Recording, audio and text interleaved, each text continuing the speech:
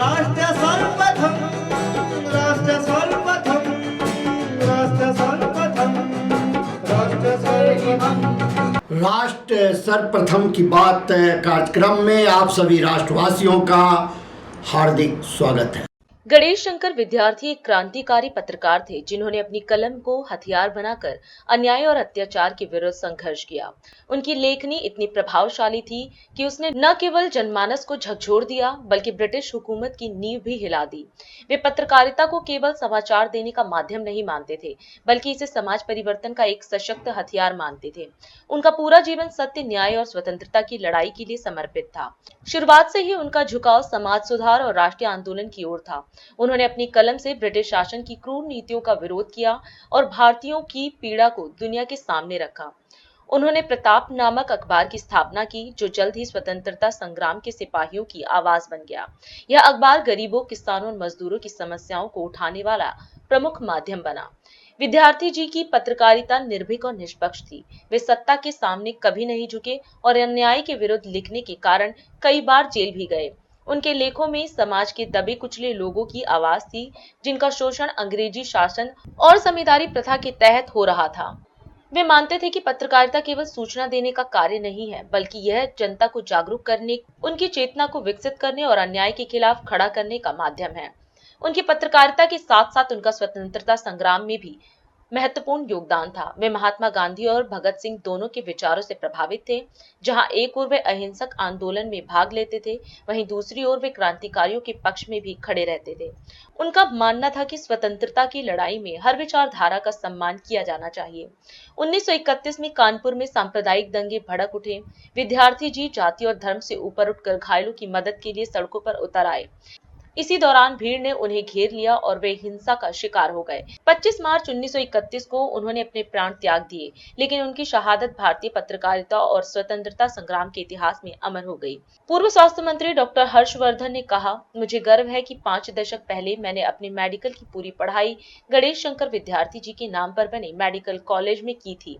पिछले महीने कुंभ स्नान के बाद 26 फरवरी महाशिवरात्रि के दिन अपनी पत्नी और परिवार के साथ मैं अपने उन्हीं दिनों को याद करने फिर से कानपुर के अपने इस संस्थान में पहुंचा। जब भी यहाँ आता हूँ, गणेश शंकर जी की प्रतिमा पर पुष्पांजलि अर्पित करना, सभी लोगों से मिलना और उन हॉस्टलों में जाना जहाँ मैंने अपने जीवन के 10 अनमोल वर्ष बिताए हैं, एक अविस्मरणीय अनुभव होता है।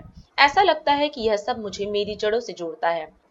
अपने स्वास्थ्य मंत्री रहते हुए इस संस्थान के महत्व को ध्यान में रखते हुए कानपुर और आसपास के लोगों के लिए 200 करोड़ रुपए की लागत से एक नए सुपर स्पेशलिटी अस्पताल के निर्माण का काम मैंने शुरू करवाया था, जिसे इस बार अपने दौरे पर पूर्ण होते देखा। मैंने जीवन भर अपने इस संस्थान के सम्मान और गणेश शंकर विद्यार्थी जी के जीवन आदर्शों को अपने सामाजिक जीवन में उतारने का प्रयास किया है। इसी बीच दिल्ली उच्च न्यायालय ने सकारात्मक पत्रकारिता करने वाले सीनियर एडिटर ललित सुमन की बेबाक लेखनी के कारण संगठित भूमाफिया गिरोह द्वारा बार बार झूठे मामलों में फंसाने और प्राणघात हमला करने के मामले को गंभीरता से लिया। न्यायालय ने सीनियर एडिटर ललित सुमन की सुरक्षा की जिम्मेदारी दिल्ली पुलिस एवं एसएचओ को सौंपी है ताकि इंडिया दर्पण, हिंदी दैनिक समाचार पत्र, मदर इंडिया पत्रिका और डीआईडी न्यूज बिना किसी दबाव के निर्भीकता पूर्वक राष्ट्र हित में कार्य कर सके। All India small and medium newspaper federation के दिल्ली प्रदेश अध्यक्ष ललित सुमन ने गणेश शंकर विद्यार्थी जी को नमन करते हुए कहा कि यदि भारत विश्व का सबसे लोकतांत्रिक देश है तो इसमें स्वर्गीय गणेश शंकर विद्यार्थी जी जैसे पत्रकारों की कुर्बानी का अहम योगदान है। केंद्रीय गृह मंत्री अमित शाह ने राज्यसभा में आपदा प्रबंधन विधेयक 2024 पर जवाब देते हुए कहा कि यह विषय संविधान की 7वीं अनुसूची की समवर्ती सूची में शामिल है, जिससे केंद्र और राज्य दोनों की इसमें भूमिका है। उन्होंने आश्वस्त किया कि आपदा प्रबंधन में केंद्र और राज्य दोनों की इसमें भूमिका है। उन्होंने आश्वस्त किया कि आपदा प्रबंधन में केंद्र, राज्य, पंचायत और नागरिकों की भागीदारी जरूरी है। वहीं सत्ता के केंद्रीकरण की चिंताओं पर उन्होंने स्पष्ट किया कि जिला आपदा प्रबंधन की मुख्य जिम्मेदारी राज्य सरकारों के अधीन होगी, जिससे संघीय ढांचे को कोई नुकसान नहीं पहुंचेगा। उन्होंने यह भी भरोसा दिलाया कि किसी राज्य को मदद में कमी नहीं होगी। लोकसभा के समक्ष जो 2 अगस्त को प्रस्तुत किया गया और दिसंबर 2024 में पारित किया, उसको सदन के सामने लेकर उपस्थित हुआ। माननीय आपदा प्रबंधन का जो विषय है वो संविधान की 7वीं अनुसूची के 3रे भाग में कंकरन लिस्ट की एंट्री नंबर 23 में समाहित है। एक प्रकार से आपदा प्रबंधन केंद्र सरकार और राज्य सरकार दोनों का विषय है। इसलिए कई सारे सदस्यों ने चिंता करी कि इसमें सत्ता का केंद्रीकरण हो रहा है, फेडरल स्ट्रक्चर को हानि होगी। मैं आपके माध्यम से पूरे सदन को और सदन के माध्यम से पूरे देश को, सभी राज्य सरकारों को आश्वस्त करना चाहता हूं कि एक ऐसी लड़ाई है जिसमें न केवल केंद्र सरकार, न केवल राज्य सरकार, पंचायत और हरेक नागरिक को जोड़ने की हमारी मंशा है। इसमें सत्ता के केंद्रीकरण का कोई विषय ही उपस्थित नहीं होता है। ये पूरा विधेयक अगर कोई ध्यान से पढ़ेगा तो हमारी आपदा प्रबंधन के लिए जो लड़ाई है, आपदा के खिलाफ लड़ाई है, वो लड़ाई को एक प्रकार से रिएक्टिव अप्रोच से आगे बढ़ाकर न केवल प्रोएक्टिव अप्रोच, इनोवेटिव अप्रोच और पार्टिसिपेशन करने वाले अप्रोच तक पहुंचाने का ये बिल में प्रयास है। मान्यवर, आपदा जोखिम न्यूनीकरण के लिए देश के सम्माननीय प्रधानमंत्री जी ने 10 सूत्रीय एजेंडा जो विश्व के सामने रखा है, मुझे कहते हुए आनंद है कि विश्व के 40 से ज्यादा देशों ने इसका स्वीकार कर लिया है। न केवल राज्य सरकार और स्थानीय इकाई की सहभागिता, हम समाज की सहभागिता को भी इसमें अपेक्षित रखा है।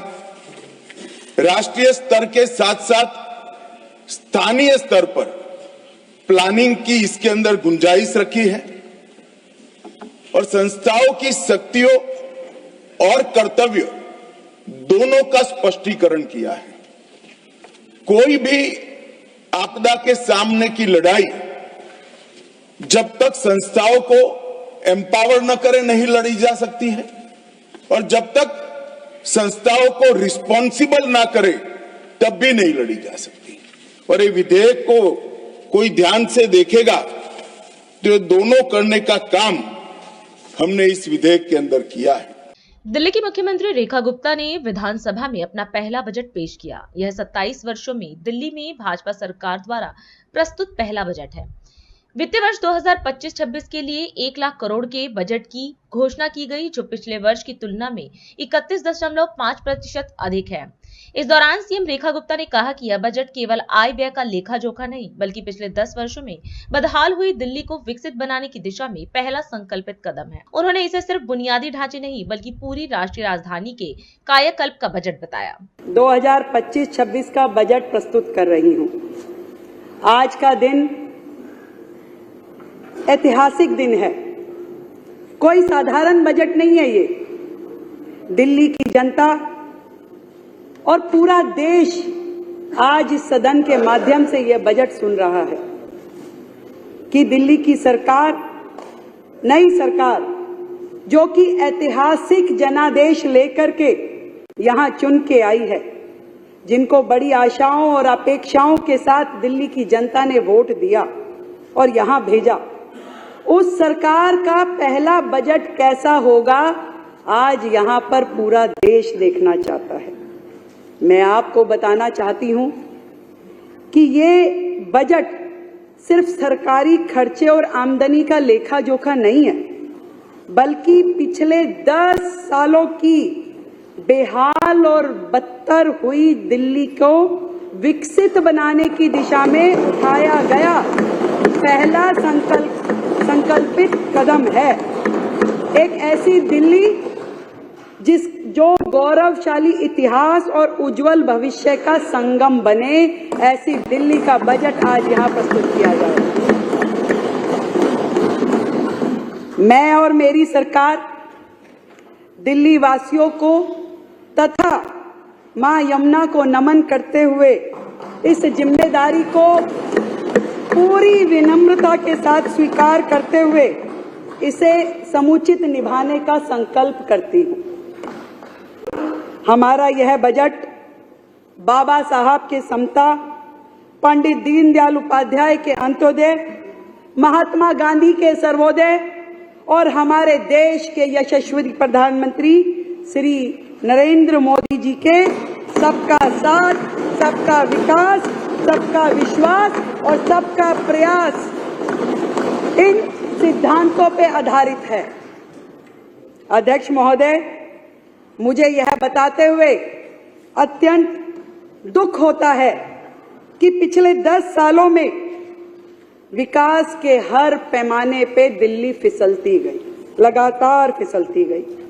जर्जर सड़कें, दूषित यमुना, सीवर ओवरफ्लो, स्वास्थ्य सुविधाओं की दयनीय स्थिति, वायु प्रदूषण के कारण से ये समझ में आता है कि पिछली सरकार के शासन और नीतियां जो थी उसके कारण से दिल्ली की जनता कितनी त्रस्त रही। पिछली सरकार ने दिल्ली की अर्थव्यवस्था को दीमक की तरह खोखला किया, दीमक की तरह। और दिल्ली जल बोर्ड घाटे में, डीटीसी घाटे में, दलितों के उत्थान के लिए बनाया गया कॉर्पोरेशन घाटे में, झुग्गी के विकास के लिए काम करने वाला ड्यूसिप पूरी तरह ठप, गंदा पानी, बहता सीवर, ये दिल्ली की पहचान बन चुकी थी। और ऐसे में इस सरकार का हमारे पास आना और इसको चलाना किसी चैलेंज से कम नहीं है सर, किसी चैलेंज से कम नहीं है। फिर भी मैं इन 2 लाइनों के माध्यम से सरकार की मंशा आपको बताना चाहती हूं कि यकीन हो तो कोई रास्ता निकलता है, यकीन हो तो कोई रास्ता निकलता है, हवा की ओट लेकर भी दिया जलता है। मैं आपके माध्यम से पूरी दिल्ली की जनता को यह बताना चाहती हूं कि पिछली सरकार के राज्य में, आज तक की सरकारों के राज्य में 2023-24 का बजट था जो कि सबसे अधिक था, वो था 78,800 करोड़ रुपए। कागजों पे था, हुआ कुछ नहीं था, कागजों पे था पर था। पहली बार दिल्ली के इतिहास में ऐसा हुआ कि जब 2024-25 का बजट आया तो वो घट करके 2800 करोड़ रुपए घट करके मात्र 76,000 करोड़ रह गया, जो किसी भी राज्य के इतिहास में, दिल्ली के इतिहास में सबसे बुरी स्थिति थी, घट करके 76,000 करोड़। परंतु बड़े गर्व के साथ मैं आज इस सदन के समक्ष बताना चाहती हूं कि इस बार का दिल्ली सरकार का बजट ऐतिहासिक है। 1 लाख करोड़ रुपए का प्रस्तावित किया गया है, 1 लाख करोड़ रुपए का बजट प्रस्तावित किया गया, 1 लाख करोड़ रुपए का बजट। अभी समय है एक ब्रेक का, हम चलते हैं ब्रेक पर, आप कहीं जाए नहीं, छोटा सा break. Shreya Furnishing, a unit of Nirmals, wishes you a happy Holi, celebrating the festival of colors with our exclusive home collection featuring premium upholstered fabric, vibrant designer curtains, prismatic home and office decor, carpet and sofa covers, all at unbeatable prices. Visit our website shreyafurnishing.com or our exclusive showroom 1/88 WHS Timber Market, Kirti Nagar, New Delhi 15. Kamal Buildertech Private Limited wishes you a happy Holi, fulfilling promises with excellence. With our professional team and years of experience in delivering successful projects, we guarantee you peace of mind and top quality work at an affordable price. For more details, visit our website www.kamalbuildertech.com. Visit us F29 Central Market, Kirti Nagar, New Delhi 15. और अधिक खबरों के लिए आप हमारे YouTube channel दैनिक India दर्पण को अभी सब्सक्राइब करें और नोटिफिकेशन के लिए बेल आइकन को प्रेस करना ना भूलें। राष्ट्र सर्वप्रथम की बात कार्यक्रम में ब्रेक के बाद एक बार फिर आप सभी राष्ट्रवासियों का स्वागत है। वित्त मंत्री निर्मला सीतारमण ने वित्त विधेयक 2025 पर बहस का जवाब देते हुए कहा कि 2025-26 का केंद्रीय बजट करदाताओं के सम्मान के लिए अभूतपूर्व कर राहत प्रदान करता है। पुलिस ने बताया कि छत्तीसगढ़ के दांतेवाड़ा जिले में सुरक्षा बलों के साथ मुठभेड़ में 3 नक्सली मारे गए।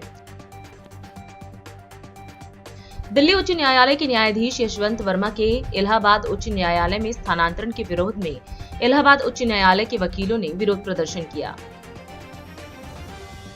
मुख्यमंत्री रेखा गुप्ता के नेतृत्व वाली भाजपा सरकार ने अपना पहला बजट पेश किया। 5 दिवसीय सत्र 2005 को सुबह पारंपरिक खीर समारोह के साथ शुरू हुआ। बॉलीवुड अभिनेत्री और भारतीय जनता पार्टी की सांसद कंगना रनौत ने महाराष्ट्र के राजनेता के खिलाफ हाल ही में की गई टिप्पणी के लिए कॉमेडियन कुणाल कामरा पर निशाना साधा। बिहार स्कूल एग्जामिनेशन बोर्ड ने आज 25 मार्च को बिहार बोर्ड इंटरमीडिएट के नतीजे घोषित किए। चीफ जस्टिस की ओर से गठित इंटरनल कमेटी जस्टिस यशवंत के घर पर जांच के लिए पहुंची। करीब 45 मिनट तक टीम जस्टिस वर्मा के आवास पर रही। जम्मू कश्मीर में कठुआ जिले के जंगली इलाके में घुसपैठ करने वाले आतंकवादियों के एक समूह का पता लगाने के लिए तीसरे दिन भी व्यापक अभियान जारी रहा। केंद्रीय जांच ब्यूरो ने भारतीय राष्ट्रीय राजमार्ग के महाप्रबंधक और 3 निजी व्यक्तियों को भ्रष्टाचार के आरोप में गिरफ्तार किया। बोफोर्स मुद्दे पर एक प्रेस वार्ता के दौरान भाजपा नेता गौरव भाटिया ने मांग की कि सोनिया गांधी और राहुल गांधी को क्वात्रोची परिवार के साथ अपने संबंधों का पूरा खुलासा करने तक अपने पद से इस्तीफा दे देना चाहिए। आपकी नेता और दिल्ली की पूर्व सीएम अतिशी ने भाजपा सरकार पर बिना आर्थिक सर्वेक्षण के बजट पेश करने का आरोप लगाया। उन्होंने कहा कि 1 लाख करोड़ रुपए के बजट का कोई ठोस आर्थिक आधार नहीं है। अतिशी ने सवाल उठाया कि अगर बजट वास्तव में पारदर्शी होता तो आर्थिक सर्वेक्षण सदन में पेश किया जाता। उन्होंने भाजपा सरकार को चुनौती दी कि वह आर्थिक सर्वेक्षण को सदन में प्रस्तुत करे। भारतीय जनता पार्टी की दिल्ली सरकार द्वारा प्रस्तुत किया गया बजट अगर एक लाइन में डिस्क्राइब किया जाए तो ये एक हवाई बजट है। इस 1 लाख करोड़ के तथाकथित बजट का कोई भी आर्थिक विश्लेषण में आधार नहीं है। और आज जो बजट सदन में माननीय मुख्यमंत्री रेखा गुप्ता जी ने प्रस्तुत किया, उसको देखकर साफ पता चल गया कि भारतीय जनता पार्टी ने इकोनॉमिक सर्वे यानी आर्थिक सर्वेक्षण सदन पटल पर क्यों नहीं रखा।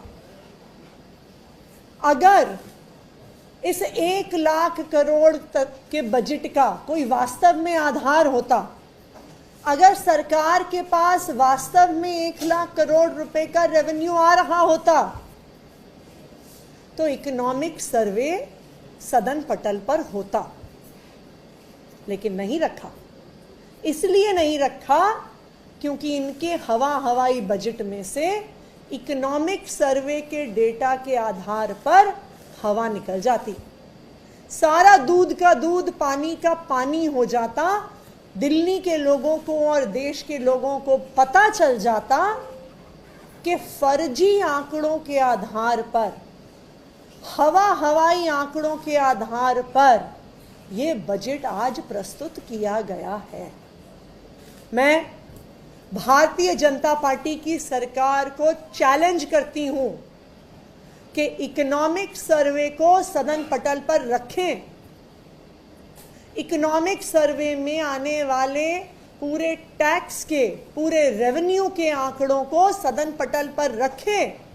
उससे इस हवाई बजट के दूध का दूध और पानी का पानी हो जाएगा।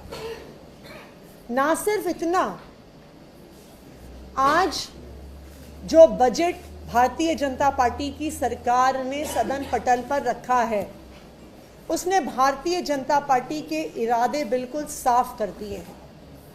पहला इरादा, सरकारी स्कूलों की शिक्षा को ध्वस्त करना। 10 साल में पहली बार इतना कम आवंटन शिक्षा को हुआ है। आम आदमी पार्टी की सरकार में बजट का 1/4 हिस्सा 25% हिस्सा, कम से कम 22 से 25% बजट हमेशा शिक्षा को दिया जाता था। 10 साल में ये पहली बार हुआ है कि 20% से कम आवंटन शिक्षा के क्षेत्र को मिला है। तो ये बिल्कुल साफ है कि सरकारी स्कूलों को ध्वस्त करने की प्रक्रिया, गरीब बच्चों को अच्छी शिक्षा देने की प्रक्रिया, अब भारतीय जनता पार्टी ने गरीब बच्चों को अच्छी शिक्षा देने की प्रक्रिया को खत्म करने का इरादा कर लिया।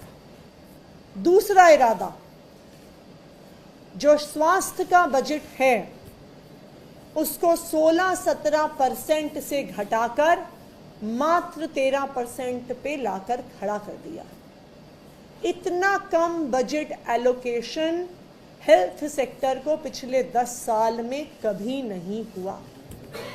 तो ये भारतीय जनता पार्टी की सरकार का दूसरा इरादा कि जो दिल्ली सरकार का हेल्थ मॉडल है, जो सरकारी अस्पतालों में हर व्यक्ति को फ्री इलाज मिलता है, चाहे वो लाखों रुपए का इलाज क्यों ना हो, चाहे जो मोहल्ला क्लिनिक में फ्री दवा फ्री इलाज मिलती है, इसको भारतीय जनता पार्टी खत्म करना चाहती है।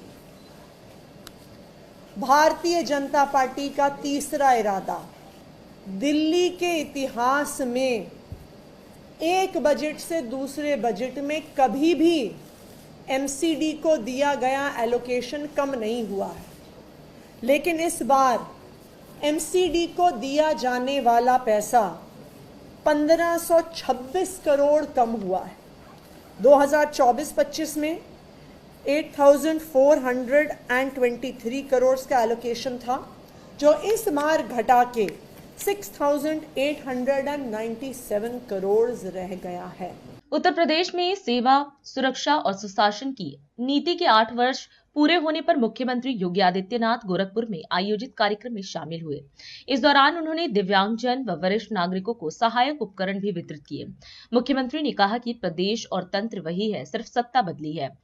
प्रधानमंत्री मोदी के मार्गदर्शन में डबल इंजन सरकार ने किसानों को आत्मनिर्भर बनाया, महिलाओं को सशक्त किया, युवाओं को रोजगार दिया और बड़े विकास प्रोजेक्ट्स को धरातल पर उतारकर यूपी को देश का अग्रणी राज्य बनाया।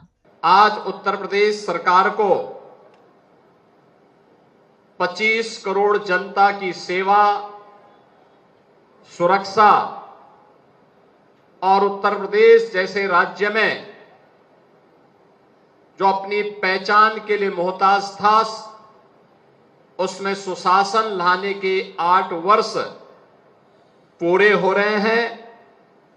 इस अवसर पर उत्तर प्रदेश को सेवा, सुरक्षा और सुशासन के इस मॉडल के लिए प्रेरणादायी मार्गदर्शन के लिए मैं आदरणीय प्रधानमंत्री श्री नरेंद्र मोदी जी के प्रति हृदय से आभार व्यक्त करते हुए आप सभी जनता जनार्दन का हृदय से अभिनंदन करते हुए बधाई देता हूं, जिनके सहयोग और समर्थन से आज उत्तर प्रदेश नए भारत का उत्तर प्रदेश बन पाया है। और आज प्रत्येक जनपद में इससे संबंधित कार्यक्रम भी है और 3 दिवसीय मेले भी प्रारंभ हो रहे हैं। ये मेले विकास की योजनाओं के प्रभावी क्रियान्वयन के साथ साथ सेवा के लिए, सुरक्षा के लिए, सुशासन के लिए उठाए गए डबल इंजन सरकार के कदमों को, उत्तर प्रदेश में हुए व्यापक आमूलचूल परिवर्तन को प्रदर्शित करने का एक माध्यम मिलेगा। बहनों और भाइयों, प्रदेश वही है, तंत्र भी वही है,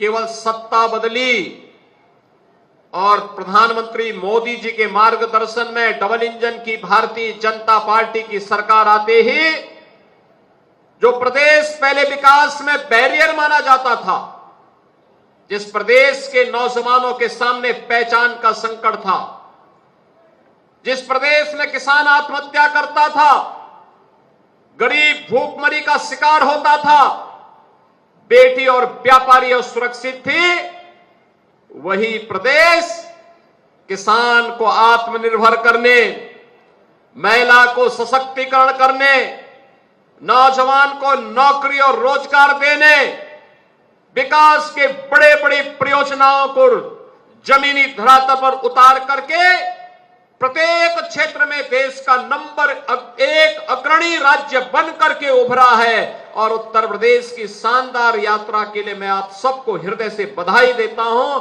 आपका अभिनंदन करता हूं। ये वही प्रदेश है जहां कोई निवेश करने के लिए नहीं आता था। आज देश का निवेश का सबसे अच्छा गंतव्य बन करके, देश का बेस्ट डेस्टिनेशन बन करके देश के सामने खड़ा हुआ है। टूरिज्म का सबसे अच्छा डेस्टिनेशन बन करके करोड़ों पर्यटकों को अपनी ओर आकर्षित करने में सफल हुआ है। यह वही प्रदेश है जहां पहले सड़कें नहीं थी, आज देश की सबसे ज्यादा एक्सप्रेसवे उत्तर प्रदेश के पास, सबसे अच्छा रेल नेटवर्क उत्तर प्रदेश के पास, सबसे ज्यादा मेट्रो सिटी यूपी के पास, सबसे ज्यादा एयरपोर्ट यूपी के पास, देश का पहले इनलैंड वाटरवे उत्तर प्रदेश के पास, सबसे ज्यादा खाद्यान्न उत्पादन करने वाला उत्तर प्रदेश, सबसे ज्यादा आलू उत्पादन करने वाला प्रदेश उत्तर प्रदेश, सबसे ज्यादा गन्ना उत्पादन करने वाला प्रदेश उत्तर प्रदेश, सबसे ज्यादा इथेनॉल उत्पादन करने वाला प्रदेश उत्तर प्रदेश। केंद्र सरकार की 45 से अधिक योजनाओं में 17 के पहले जो प्रदेश सबसे पीछे रहता था, आज नंबर 1 स्थान पर है। या अग्रणी दो राज्यों में उत्तर प्रदेश एक उनमें से एक होता है। बहनों और भाइयों, इसके लिए टीम वर्क, जनता जनार्दन का सहयोग, प्रशासनिक तंत्र से संवेदनशील और प्रतिबद्ध तरीके से कार्य कराने की इच्छा शक्ति और लगातार परिश्रम की पराकाष्ठा करके सभी को लेकर के सबका साथ और सबके विकास की इन भावनाओं को आगे बढ़ाने का परिणाम आज हम सबके सामने है। रायपुर में भक्त माता कर्मा के सम्मान में डाक टिकट का विमोचन किया गया। इस अवसर पर छत्तीसगढ़ के मुख्यमंत्री विष्णुदेव साय मौजूद रहे। कार्यक्रम को संबोधित करते हुए उन्होंने माता कर्मा के चरणों में नमन किया और कहा कि भगवान श्री कृष्ण के प्रति उनकी भक्ति और उपदेश सभी के लिए प्रेरणादायक है। मुख्यमंत्री ने राजधानी रायपुर के कर्मा धाम में माता कर्मा की जयंती पर दर्शन और पूजन कर प्रदेशवासियों की सुख समृद्धि की कामना की। आज भक्त माता कर्मा जयंती के उपलक्ष्य में आज के डाक टिकट विमोचन समारोह में हमारे बीच में मंच में विराजमान उपस्थित हमारे साहू समाज के सभी छत्तीसगढ़, मध्य प्रदेश और दिल्ली सबसे भी आइन हैं। ऐसे सभी पदाधिकारी सज्जनवृंद, मातृशक्ति हमार माता बहनी मन, युवा साथी मन, मैं सबकर लिए पहले भक्त माता कर्मा के जयंती के आप सबला बहुत बहुत बधाई देत हूँ, शुभकामना देत हूँ। भक्त माता कर्मा से प्रार्थना है कि उमन के आशीर्वाद हमला सबला, समाजला भी, हमारे पूरे छत्तीसगढ़ ला भी हमेशा मिलते रहे और समाज में और प्रदेश में खुशहाली हो। और मैं समाज के आभार व्यक्त करना चाहूँ। हमेशा आप मन हर कार्यक्रम में मोला बुलात हो, सम्मान करत हो और अपन स्नेह प्रदर्शित करत हो। एक लिए मैं कभी भी आप मन के स्नेह ला, साहू समाज के स्नेह ला भूल नहीं पाऊँ। और आज के अवसर भी पूरे देश के साहू समाज के लिए और हमारे छत्तीसगढ़ के लिए बड़े गौरव की बात है कि भक्त माता कर्मा के नाम से आज डाक टिकट जारी होते ओकर विमोचन करे हन। और अधिक खबरों के लिए आप हमारे YouTube चैनल दैनिक इंडिया दर्पण को अभी सब्सक्राइब करें और नोटिफिकेशन के लिए बेल आइकन को प्रेस करना ना भूलें। आज हम इस कार्यक्रम में आपसे विदा लेते हैं। आप अन्य खबरों के लिए बने रहे। राष्ट्र सर्वप्रथम, वंदे मातरम, जाग उठा है भारत। राष्ट्र सर्वप्रथम